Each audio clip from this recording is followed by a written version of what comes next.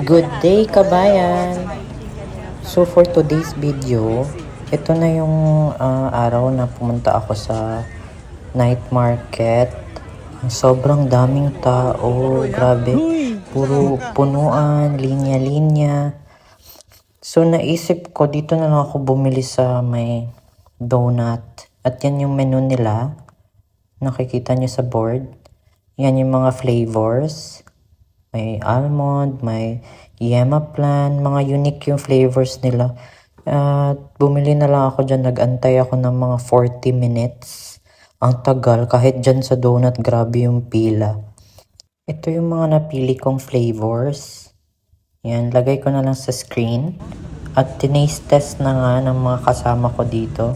Para yan sa birthday ng aming kaibigan na si Ate Jewel in the Palace.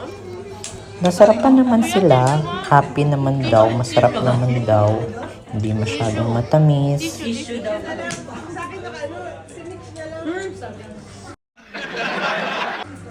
May coconut. Masarap. Ano? May coconut. Masarap. Coconut matcha ata ang tawag dyan. Coconut.